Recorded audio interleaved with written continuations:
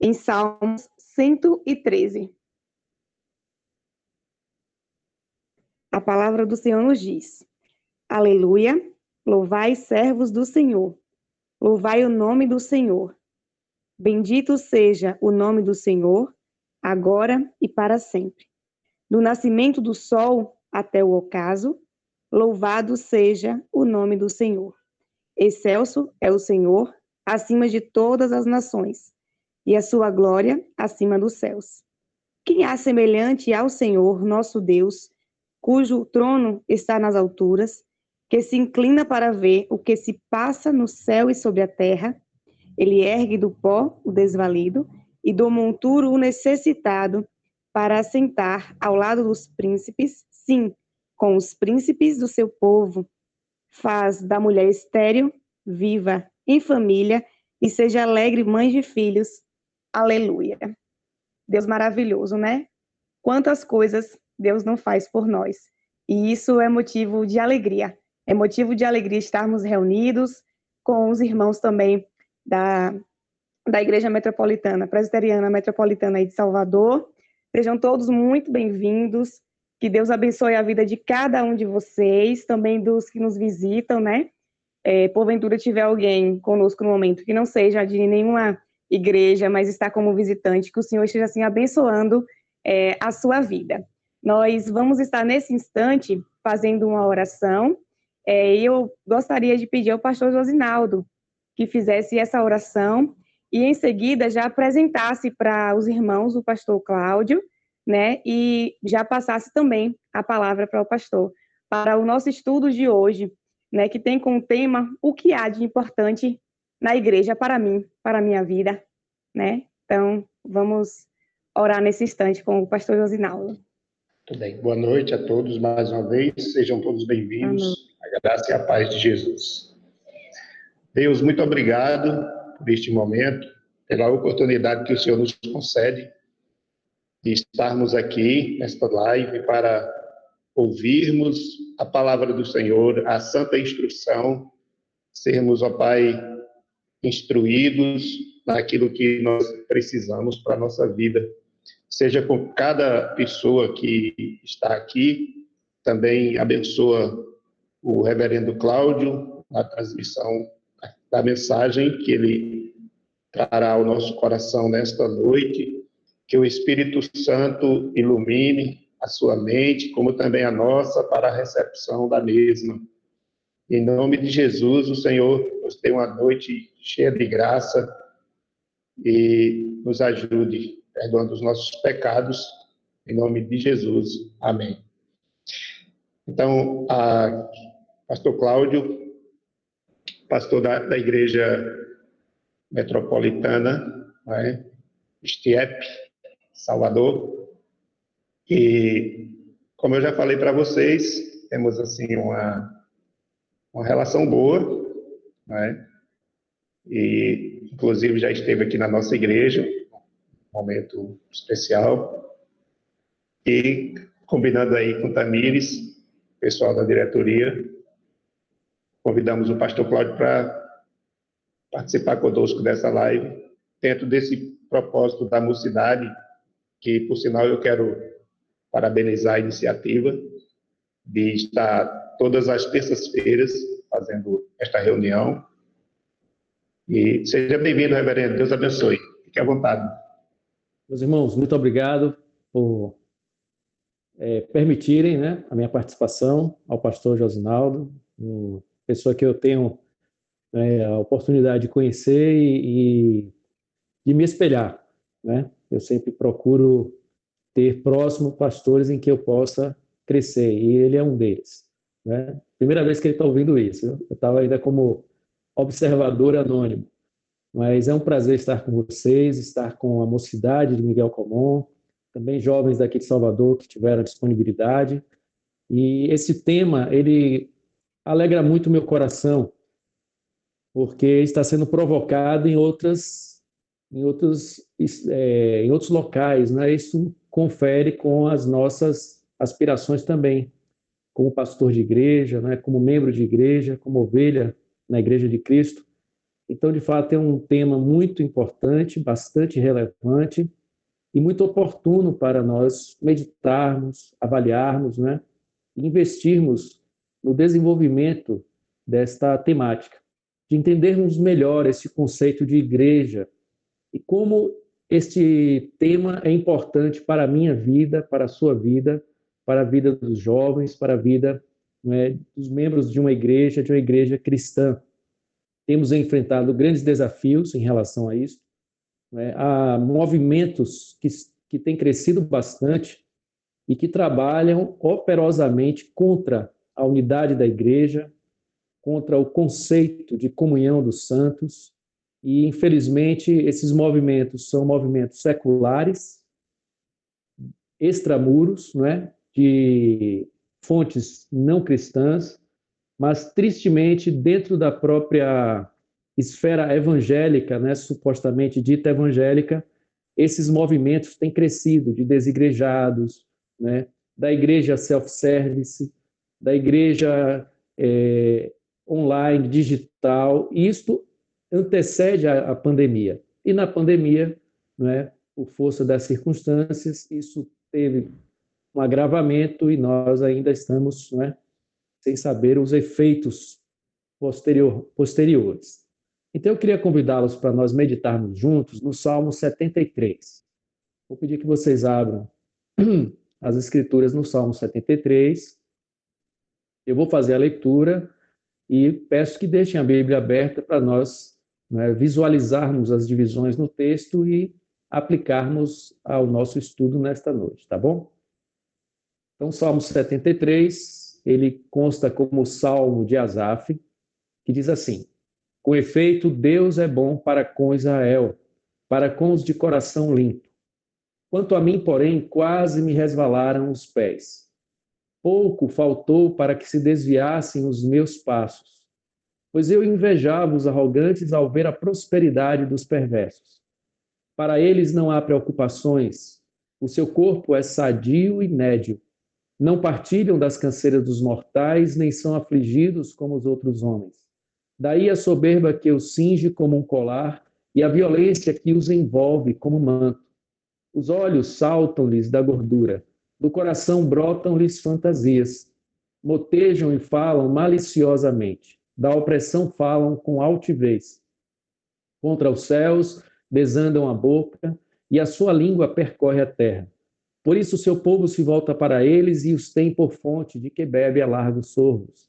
E diz: como sabe Deus?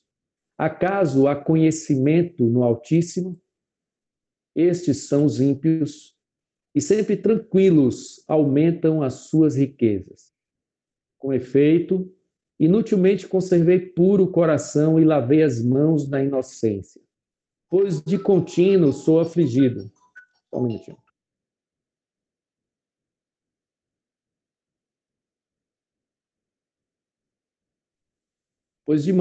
Pois de contínuo sou afligido e cada manhã castigado. Se eu pensar em falar tais palavras, já aí teria traído a geração de teus filhos.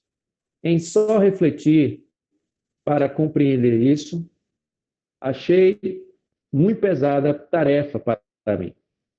Verso 17: até que entrei no santuário de Deus e atinei com o fim deles. Tu certamente os pões em lugares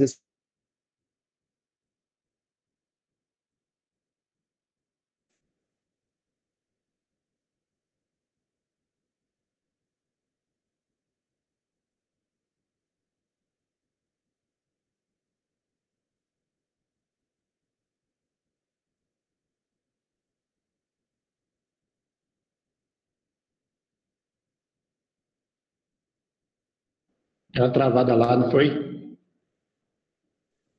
Creio que sim. Deve ter sido a internet que dele que caiu. É.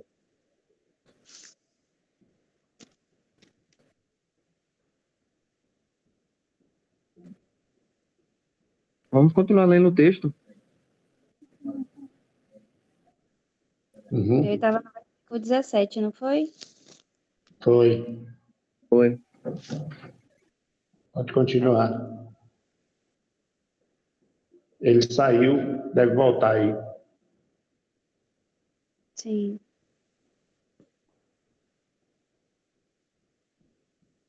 Vamos continuar lendo? Versículo 17. Até que entrei no santuário de Deus e atinei com o fim deles. Tu certamente os pões em lugares escorregadios e os fazes cair na destruição. Como ficam de súbito assolados, totalmente aniquilados de terror. Como ao sonho quando se acorda, assim, ó Senhor, ao despertares, desprezarás a imagem deles. Quando o coração se me amargou e as entranhas se me comoveram, eu estava embrutecido e ignorante, era como um irracional à tua presença. Todavia, estou sempre contigo. Tu me seguras pela minha mão direita. Tu me guias com teu conselho e depois me recebes na glória. Quem mais tenho eu no céu? Não há outro em quem eu me compraza na terra. Ainda que a minha carne e o meu corpo e o meu coração desfaleçam, Deus é a fortaleza do meu coração e a minha herança para sempre.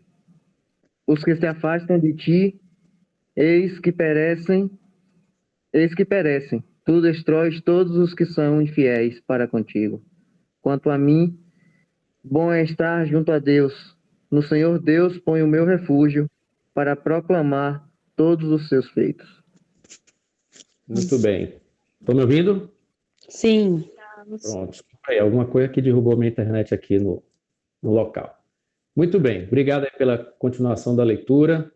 Você pode manter sua Bíblia aberta para acompanhar a nossa forma de abordagem, tá?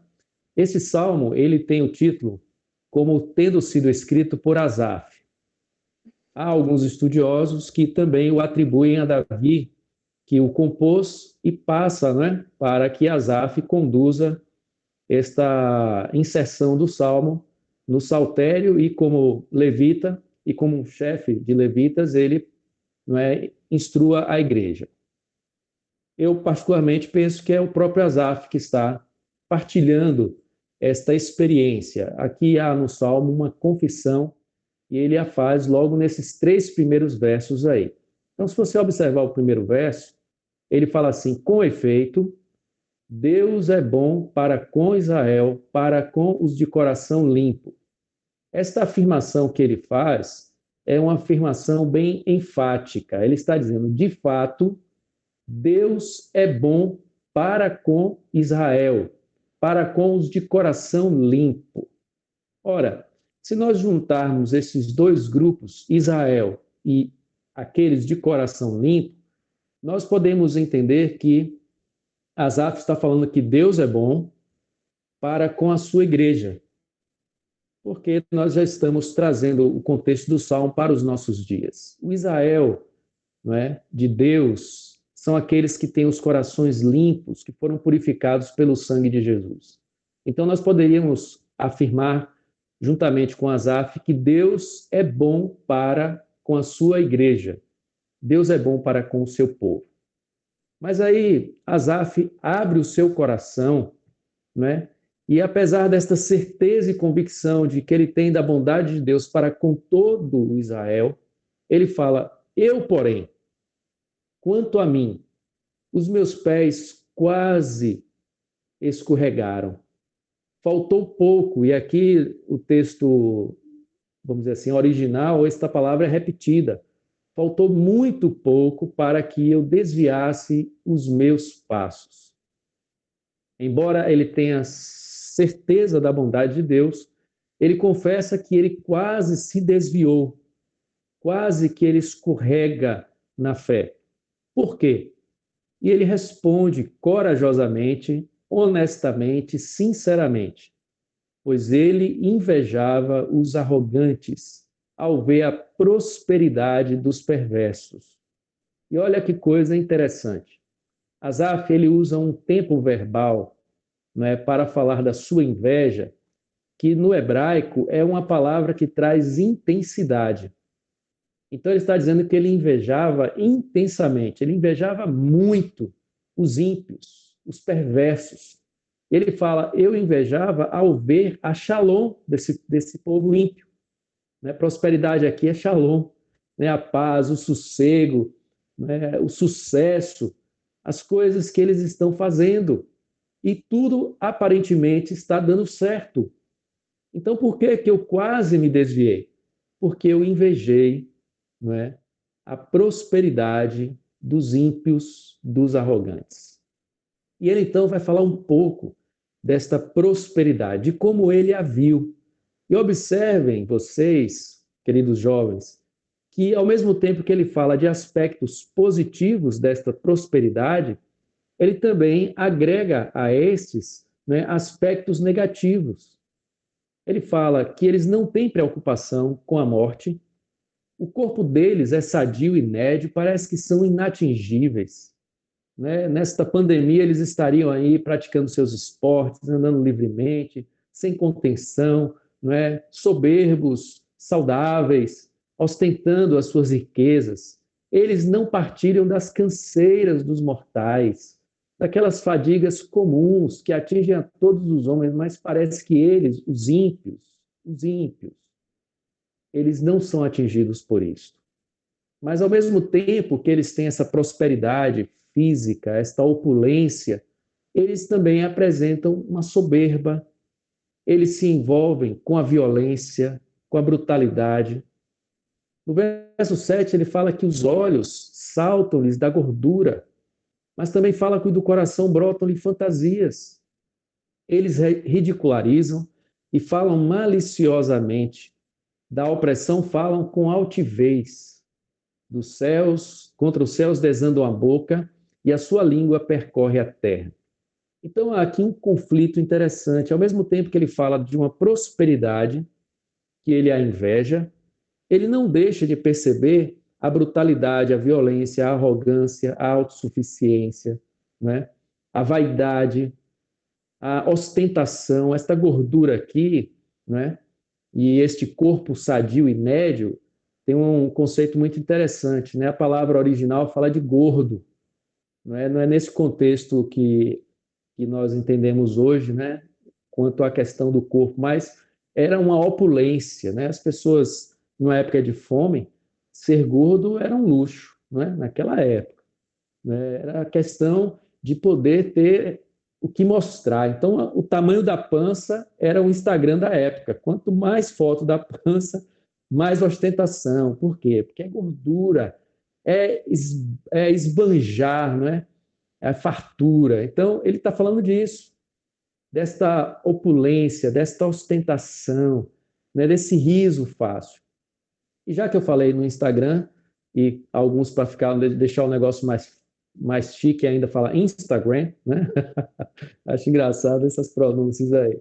Então, lá é um banquete de ostentação, né?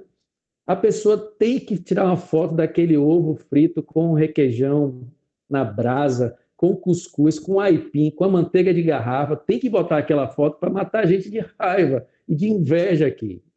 Né? E não estou falando de ímpio, não, estou falando do geral. Não consegui sobreviver lá dentro e sair. Aquilo estava me fazendo mal, estava me levando para o caminho de Asaf. Mas Asaf está dizendo, olha, eu confesso para vocês que eu quase me desviei, e vejam a gravidade da situação dele. Eu quase me desviei, os meus pés quase escorregaram para que eu caísse.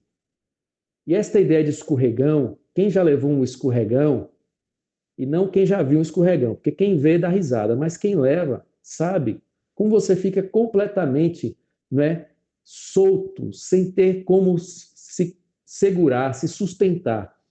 E nesse escorregão, que fala de uma questão espiritual muito grave, ele confessa, porque eu invejava isso dos ímpios.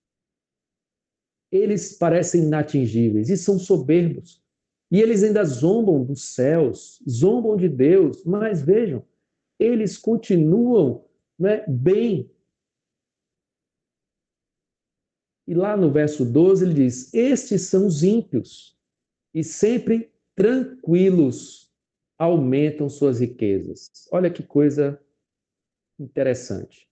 A despeito de toda a soberba, vaidade, arrogância e altivez, eles continuam tranquilos, aumentando as suas riquezas.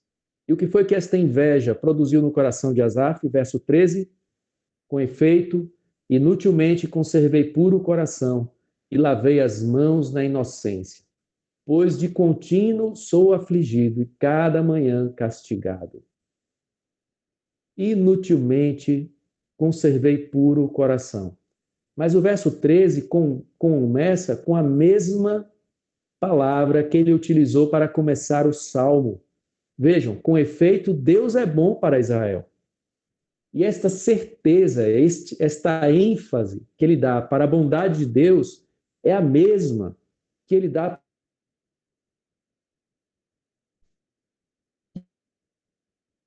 e tudo o que ele fez, que ele passou, toda a privação que ele experimentou para manter-se fiel a este Deus bondoso, ele disse que era inútil. E eu fico pensando, meus irmãos, quantos jovens não têm esse sentimento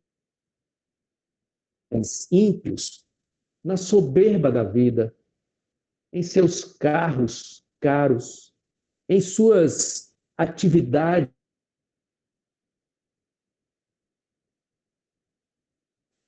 sem vergonha de proclamar as suas relações livres, não é?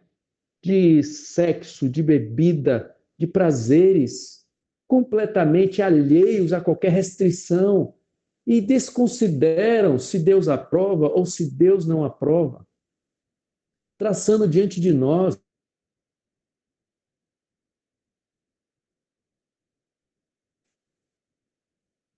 puros, castos, de não se envolverem com pessoas que não têm Deus no seu coração, sofrendo. E Asaf olha para os ímpios e vê que eles estão tranquilos, aumentando suas riquezas e não se importam com Deus. E ele diz assim: eu quase caí, eu quase me desviei. Cheguei ao ponto de achar que tudo isto era inútil na minha vida. E meus queridos jovens, há muitos que não seguem a confissão de Asaf, porque não estão quase escorregando, e sim porque escorregaram, porque caíram. Pessoas que são levados a um engano da mente, da consciência, para que o justo e o ímpio é algo tão próximo que ele pode simplesmente transitar de um lado para outro quando bem entende, a fim de experimentar as coisas que ele inveja e depois voltar para calar a sua consciência e caminhar nesta vida dupla, achando que de fato é inútil conservar puro o coração, que é muito exigente da parte de Deus para nós jovens, num mundo como o nosso de hoje, né? Vivenciar tantas restrições. E parece que Deus colocou em um lugar distante, onde ele só fica dizendo: é proibido, não mexa, não toque, não use, não experimente. E nós então preferimos olhar para o lado e ver que os outros jovens da nossa idade, né, na nossa faixa etária, nas nossas atividades mais comuns, eles estão despreocupados, vivendo a vida, despreocupados com um Deus vigilante, com um Deus censor.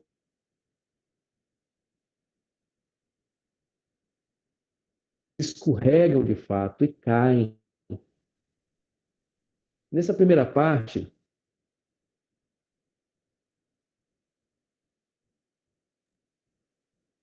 da sua prosperidade e como ele considera que foi inútil todo o sacrifício que ele fez em seu coração, e não de forma insincera, mas de uma forma sincera, para obedecer a Deus. Mas parece que ele entende que ele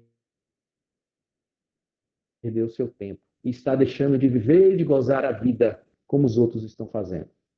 Essa crise tem três aspectos que eu queria que você pensasse nessa primeira parte. Primeiramente, tem aqueles que vivenciam a crise porque, de fato, invejam o ímpio, porque acham que estão de um lado diferente do outro, que o ímpio.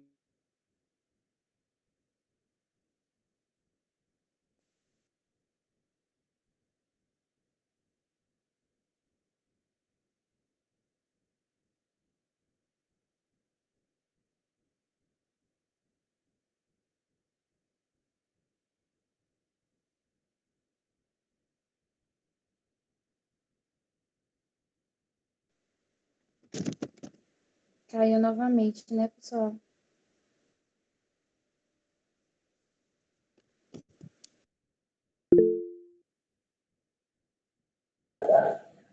Ele deve sair e entrar, como ele fez outra vez.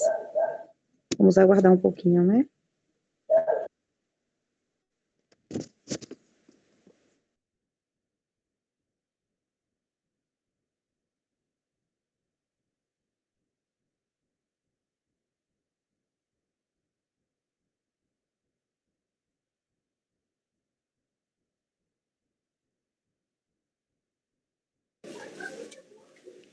Por enquanto, vai cantando uma música, Raquel.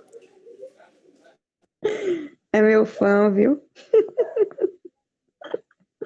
Ô, Fal aí, a cantora. Que Fal não canta. Pode voltar, pastor.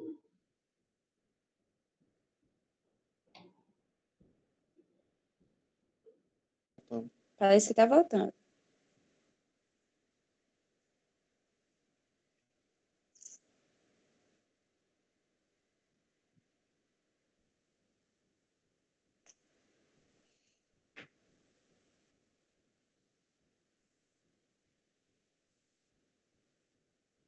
Não.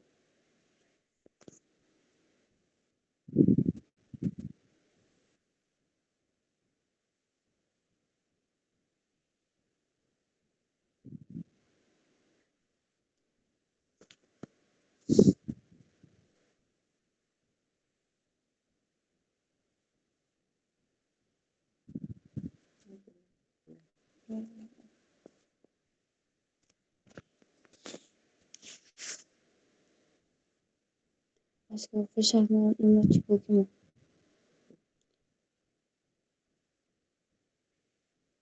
E fica só pelo celular, né?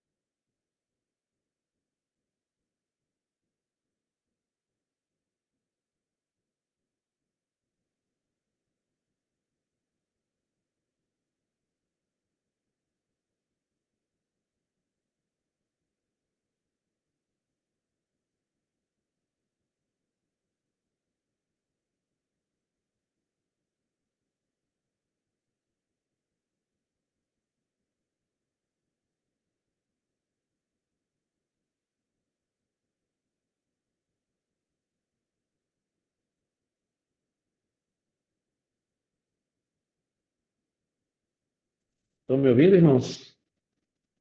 Sim. Agora Pronto. sim. Sim, agora sim. Eu acho que eu paguei a conta, viu, meus irmãos? Se alguma coisa está dando erro aqui na internet. Mas vamos para a gente não perder tempo.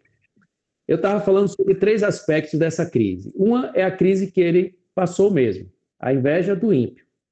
O outro problema é quando nós nem percebemos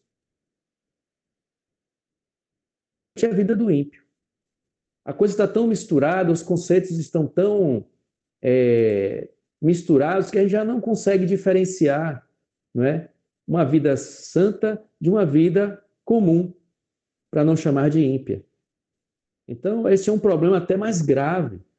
Quando a igreja se mundana conseguir discernir, fazer diferente o conceito de santidade e o conceito de uma vida comum.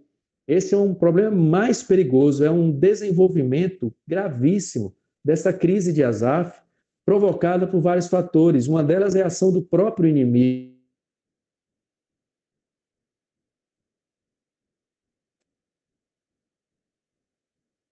A nossa convicção de fé, né?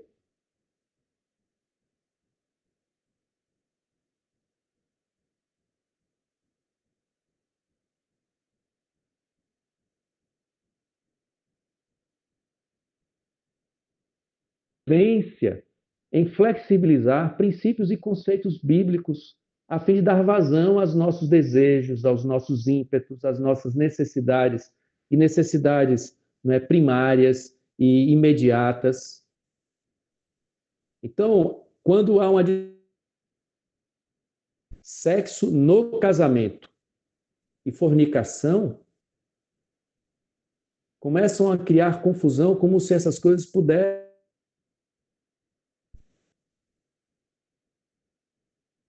Quando não com previdência, não é mordomia sobre os recursos materiais e cobiça, ganância, avareza, criam-se subterfúgios para misturar esses conceitos, onde nós vemos uma coisa que eu brinquei no início, mas é a princípio contraditória de um crente não dizimista. Não tem dinheiro para investir no reino de Deus, mas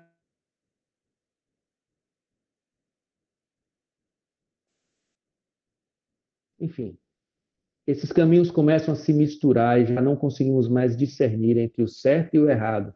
E começam a relativizar. O certo é certo para você, mas não é errado para quem acha diferente. Cada um tem o seu conceito, cada um tem a sua verdade. E isso nós ouvimos que lá fora era assim, mas hoje na igreja está acontecendo assim.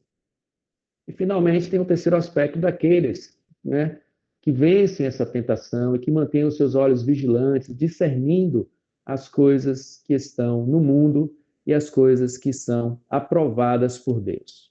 Bom, mas o nosso tema é falar qual a importância da igreja, né, para mim. Pois bem, você vai observar que esta crise de Asaf, ela só se resolveu no que ele descreve no verso de número 17. Verso 15 a 16, ele fala: se eu pensar em falar tais palavras, se eu pensasse em abrir o coração publicamente e falar desta minha ira, dessa minha inveja, eu teria traído a geração dos meus filhos. Em só refletir e compreender isto, achei uma pesada tarefa para mim. Aí o verso 17 fala: até que entrei no santuário de Deus e atinei com o fim deles. Foi aí que mudou tudo. Foi este fator que centraliza o Salmo que mudou a sorte de Asaf, não é? Que o livrou daquela tentação, que o livrou daquele pecado, que o libertou daquela inveja, e que mais à frente, vejam, nos versos de número 21 e 22, enquanto ele invejava essa prosperidade, o coração dele se amargou, as suas entranhas, ou seja, o seu íntimo, se rebelou. Ele estava embrutecido e ignorante. Era como um irracional à presença de quem? De Deus, a quem ele de fato sabia que era Deus bondoso. Vejam, meus irmãos, como afastar-se, né, da presença de Deus embrutece o nosso coração, né, cega o nosso entendimento e nos afasta de contemplar algo tão notório, verdadeiro, claro, patente, de que o Deus grandioso é um Deus bondoso. Então, o que mudou esta percepção? O que foi que o livrou desta ignorância bruta? Ele entrou no santuário de Deus. E ali no santuário de Deus, ele viu o fim dos ímpios. Como eles são colocados, os ímpios, em lugares escorregadios, eles sim. Ora, ele diz: eu quase escorreguei, mas não era para eu estar em lugar escorregadio, porque esse lugar escorregadio pertence aos ímpios, a quem Deus faz cair na destruição. E como ficam de súbito, repentinamente assolados e aniquilados de terror. Quem? Aqueles que há pouco tempo estavam tranquilos, aumentando as suas riquezas. De repente, eles serão julgados e serão destruídos, serão aniquilados de terror, como um sonho quando se acorda. Assim, quando despertam, a imagem deles será desprezada. O que foi que fez tudo isso mudar? Até que eu entrei no santuário de Deus. Vamos entender aqui o que ele quis dizer, não é? O conceito de santuário para a época dele, e segundo os historiadores, Asaf viveu uma parte do reinado de Davi e uma parte do reinado de Salomão, como levita servindo ao templo, não é? E, obviamente, esta relação dele não está falando num aspecto físico, né, de estar dentro de um templo, de um local, mas diz respeito ao que significa o santuário, o seu conceito espiritual. E o santuário, para Israel do Antigo Testamento, era o símbolo da presença de Deus no meio do seu povo. O santuário onde tinha a Arca da Aliança, para onde as tribos se dirigiam para adorar ao Senhor. O santuário que é construído na cidade de Deus, a Jerusalém. Então, Asaf não está falando simplesmente de uma construção, porque senão todos nós agora estaríamos intocados dentro das igrejas para não pegar Covid, para não passar necessidade. Ficar dentro do templo, faz um revezamento lá, o templo de Miguel Camon é grande, é bonito, espaçoso. O do Estiepe a gente ia ter que dormir em pé, porque é pequenininho. Mas não é o templo, as paredes, né? Não há um misticismo, uma mágica naqueles espaços. E não é isso que ele está falando. Porque ele fala de santuário, onde o santuário representava uma comunhão com Deus, a adoração a Deus, um sacrifício a Deus e o estudo dos oráculos de Deus, da palavra de Deus. E mais, a presença do próprio Deus recebendo o seu povo e demonstrando ao seu povo o quê? A sua bondade, a sua graça, a sua misericórdia, a sua generosidade, o seu amor, o seu perdão. E a palavra que ele usa para santuário é uma palavra que vem, né, da palavra santidade, lugar santo. Quem entrava no Santo dos Santos? Apenas o sumo sacerdote. Ele, primeiramente, pedindo perdão pelos próprios pecados, depois pedindo perdão pelos pecados do povo, era colocado lá dentro com uma corda, que se morresse lá dentro era içado, tal representava a santidade daquele lugar, o Santo dos Santos. Então, todo esse conjunto da presença de Deus, da santidade de Deus, do ensino da palavra de Deus, dos sacrifícios apresentados a Deus e da comunhão do povo com este Deus, Salmo 133, isso era o que simbolizava esse santuário. E foi quando ele chegou naquele lugar, naquele ambiente, com aquele ensino, com aquela presença, com aquela significação, que ele acordou, que ele atinou para a loucura que ele estava vivendo. E é o que ele define, loucura. Meu querido jovem, se você está enfrentando uma crise semelhante, se você está questionando os seus valores, se você está pensando se valeu ou não a pena preservar puro o seu coração, estar vinculado a uma fé, a apresentar-se como cristão, às vezes para perder uma vaga de emprego, às vezes não é deixando de curtir a vida adoidado, às vezes de deixar, não é, de experimentar as coisas desse mundo e ficar ouvindo nãos, e isso é proibido, aquilo não pode, aquilo outro não deve. Se você está vivenciando essa crise, seja corajoso para fazer como Asaf, abrir o seu coração diante de Deus. Ele confessa diante de Deus. E mais, entenda que você está nessa crise cada vez mais perdendo, não é, a percepção, o senso, o entendimento para diferenciar aquilo que é bom e que vem de Deus com aquilo que o mundo oferece e que os ímpios experimentam e riem e gozam e parecem estar contentes com o que têm. E o que mudou a vida de Asaf foi que ele entrou no santuário de Deus e então ele percebeu que aquele Deus que era bondoso para com Israel também era bondoso para com ele. Vejam os últimos versos do Salmo. Todavia estou sempre contigo.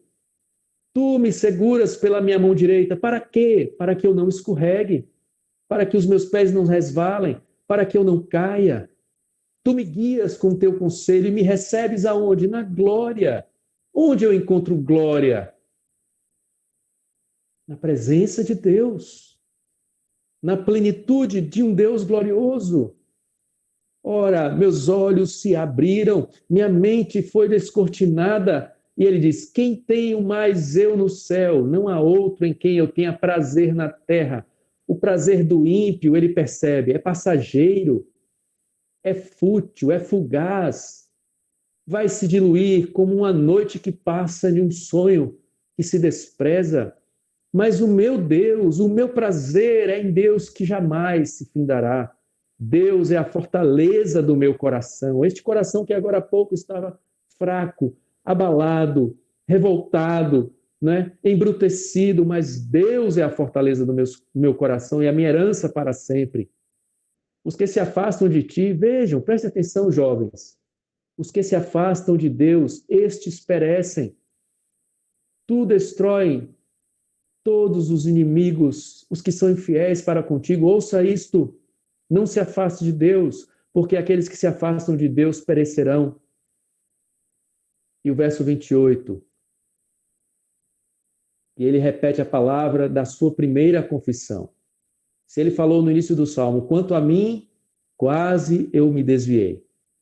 Mas depois que eu entrei no santuário de Deus e contemplei a bondade de Deus, que ele era bom para Israel, para com os de coração limpo, eu percebi que Deus também é bom para comigo.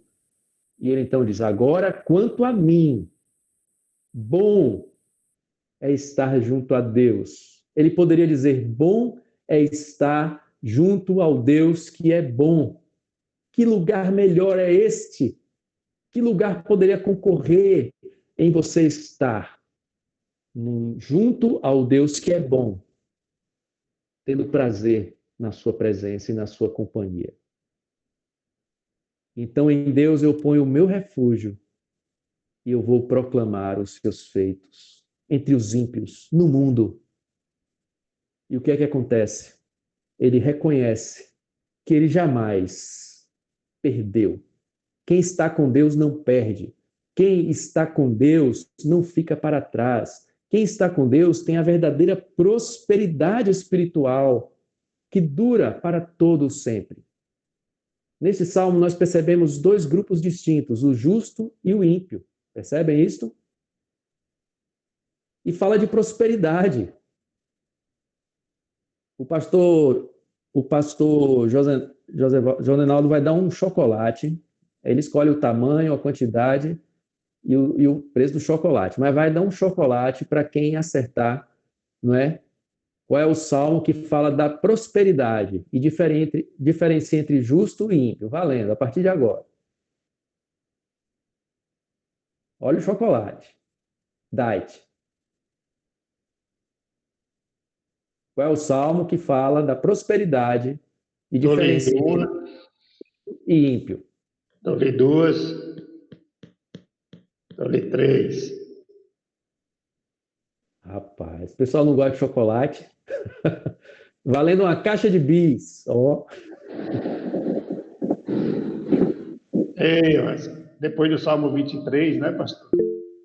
Rapaz, não é o Salmo 73, não. Eu digo, depois do Salmo 23 é o salmo mais conhecido. Vai chutando. Atenção, valendo um chocolate. Pastor Josinaldo aí depois quita a minha dívida. Eu acerto com ele aqui. Seria o Salmo primeiro, pastor? Muito bem, Raquel. Eu estava aqui sem saber. Vai que eu falo e não sei. Eu já estava dando uma olhadinha aqui para ter certeza. Bem.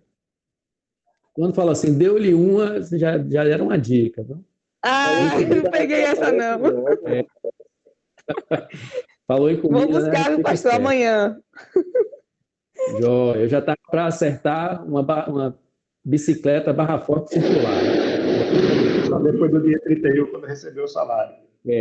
Teve até foguete aí agora, viu? Para comemorar esse chocolate. Muito bem, vejam. O Salmo primeiro.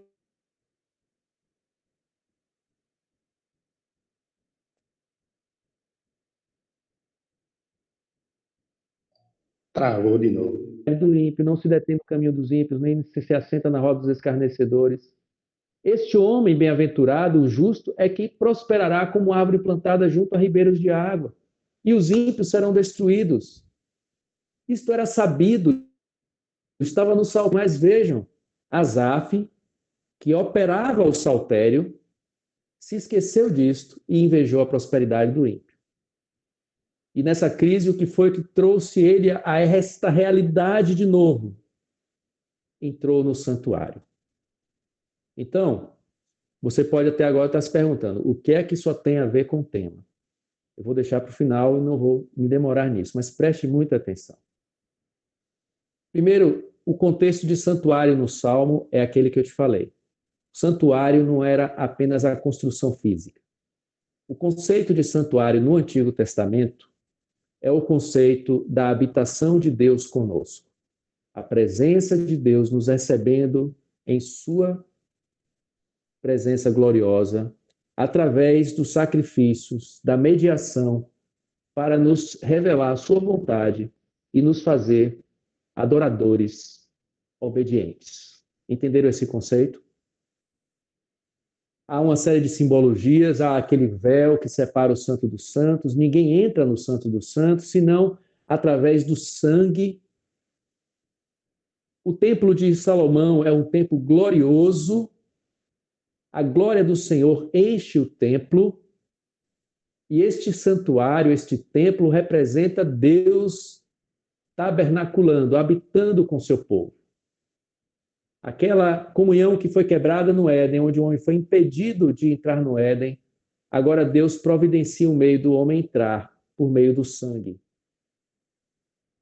Na Babilônia, Salmo 74 diz que esse santuário, este templo foi destruído.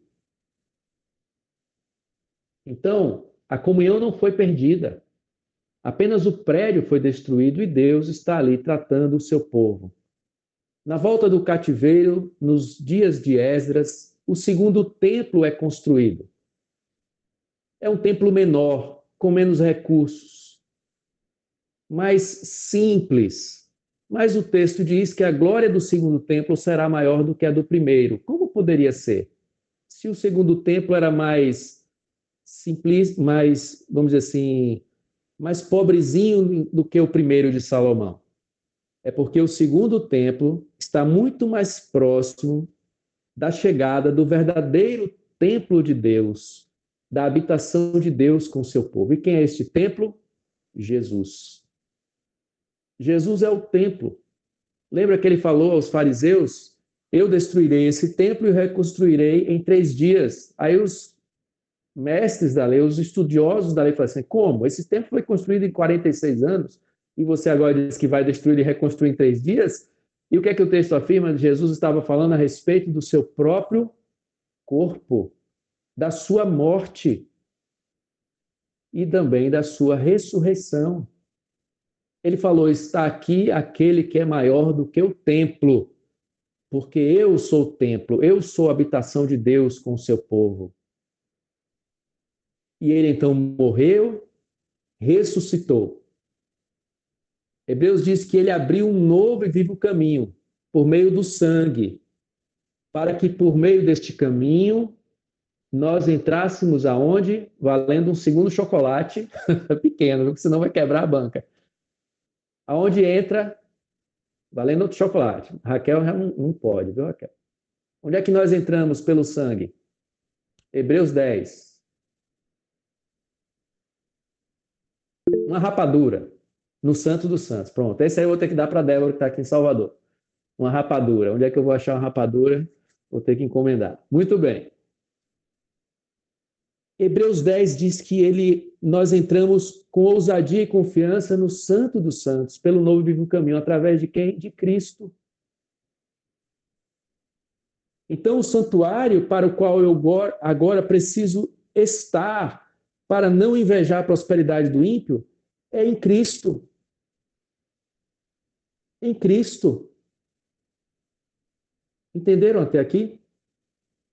Este templo, este lugar que muda o sentido da minha existência, que tira o coração embrutecido para um coração que contempla a bondade de Deus, é entender que Deus me colocou na sua presença por meio do próprio Filho, que é o templo, é a habitação, o tabernáculo de Deus com o seu povo.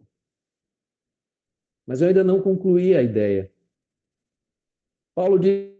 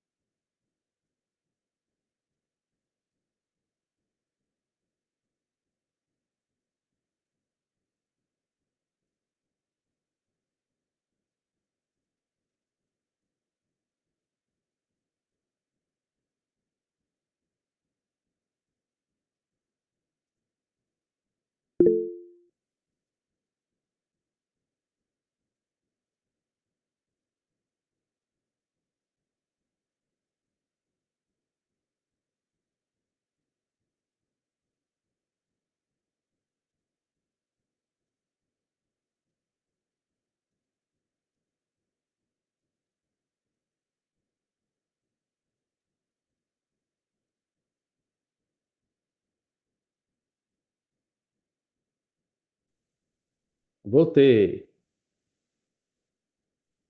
Estão me ouvindo? Pronto. Já descobri a fonte do problema, viu? Será destruído. É um celular velho mesmo. Já descobri agora. Muito bem. Voltando aqui para a gente fechar a ideia e eu fazer uma aplicação. Verificamos que Cristo é o templo.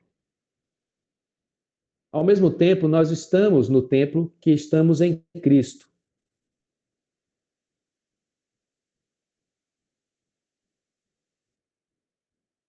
Cristo é a pedra e que nós somos pedras vivas. Ou seja, nós somos edificados como casa espiritual. Nós fazemos parte desse templo.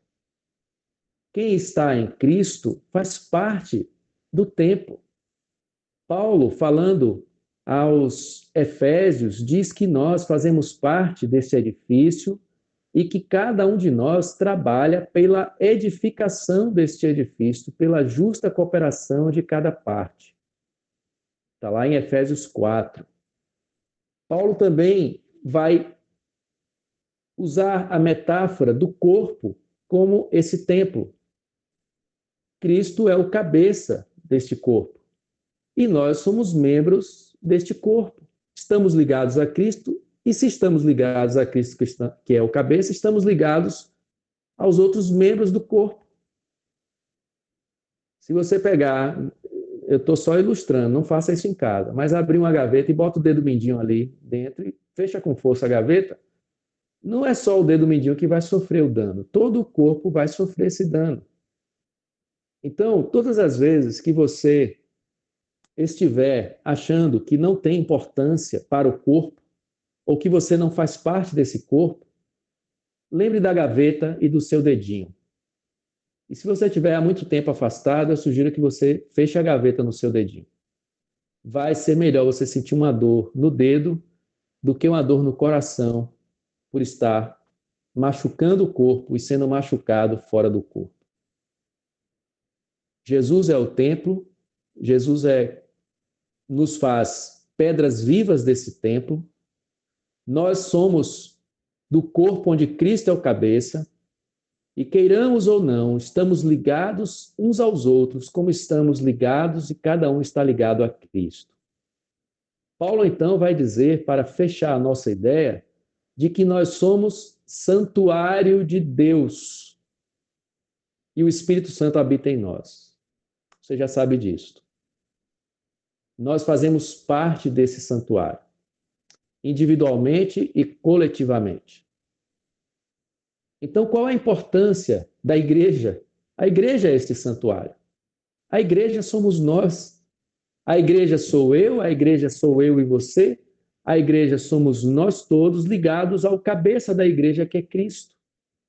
A pedra viva que os construtores rejeitaram, este veio a ser a pedra angular, na qual nós somos feitos nele, ligados a ele, somente ligados a ele, pedras vivas na edificação deste edifício santo que Deus nos faz e que Paulo nos chama de santuário de Deus.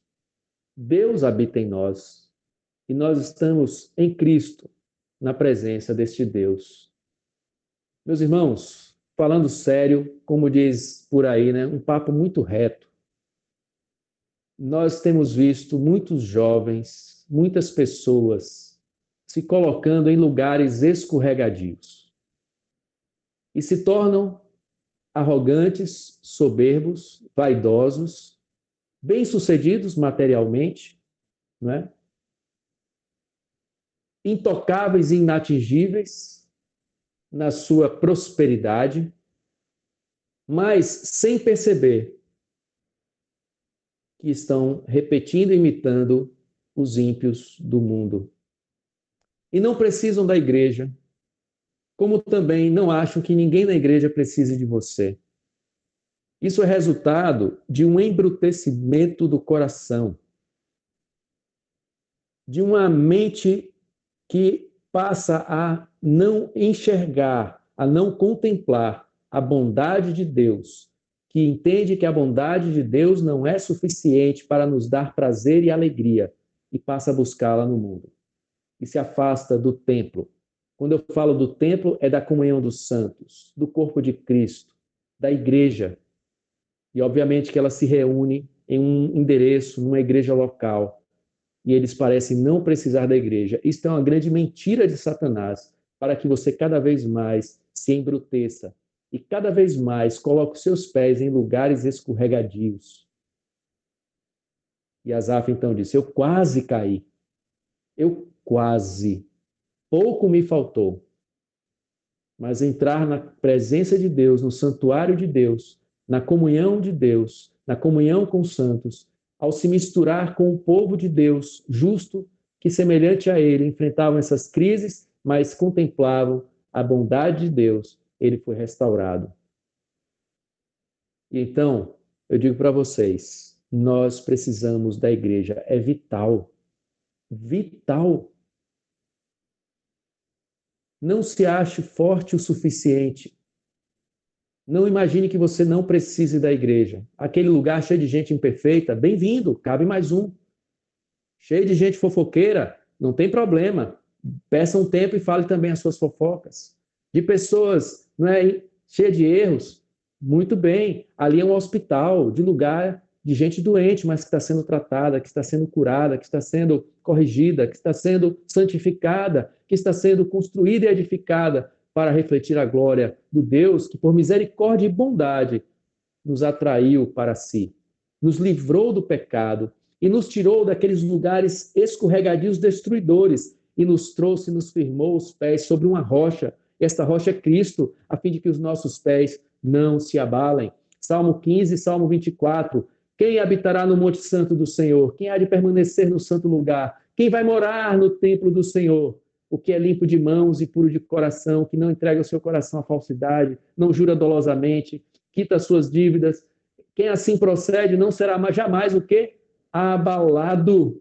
Olha que figura clara do que é você habitar, viver na comunhão da igreja, viver no templo, na presença santa, no lugar santo de Deus. Os seus pés não serão abalados. E então você dirá: eu contemplarei a bondade do Senhor nos meus dias. Muito bem.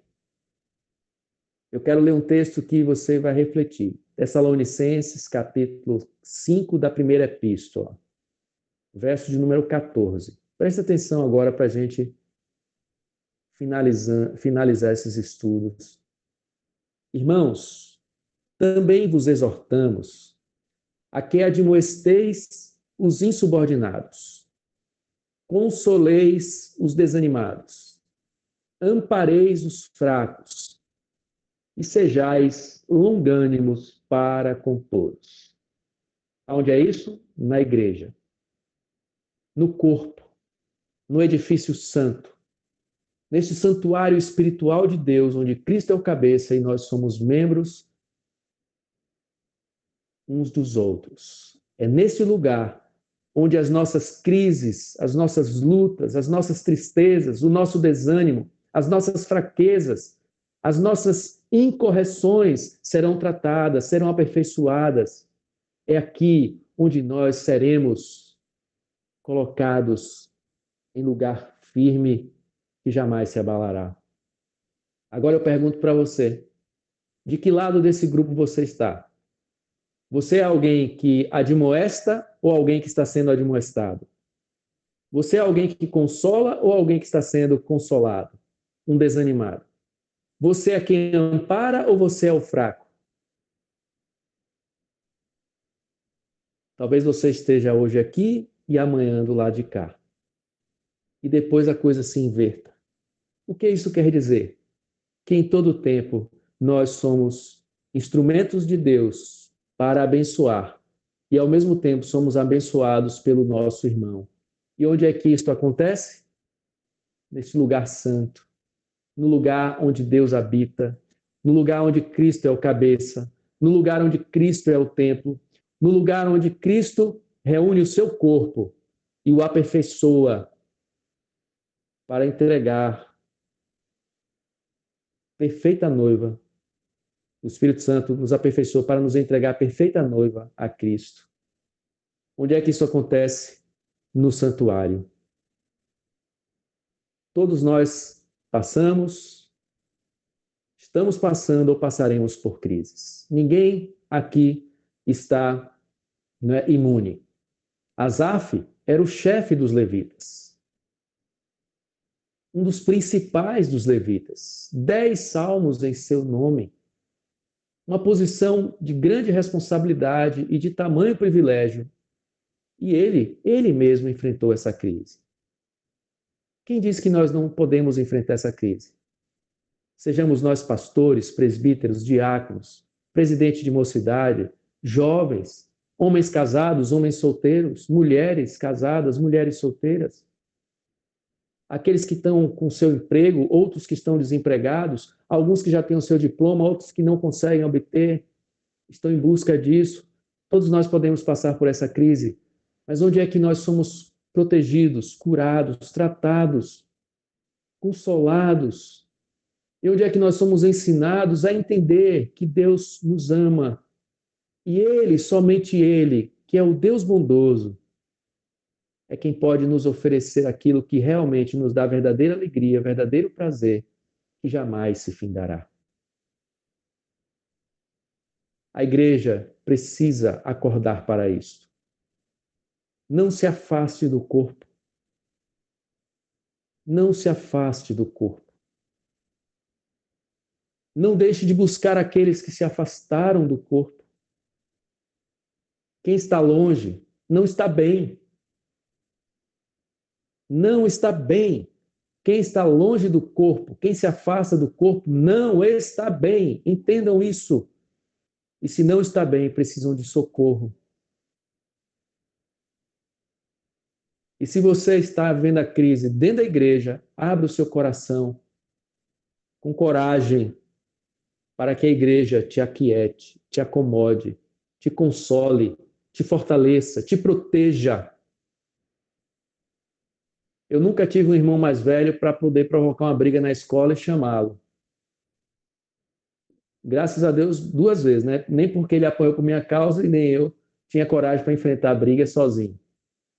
Mas, na igreja, nós somos os irmãos mais velhos que protegem os mais novos. E quando o inimigo se levanta para atingir os mais fracos, somos nós que temos que nos levantar e dizer assim, aqui não. Aqui nós somos propriedade exclusiva de Deus.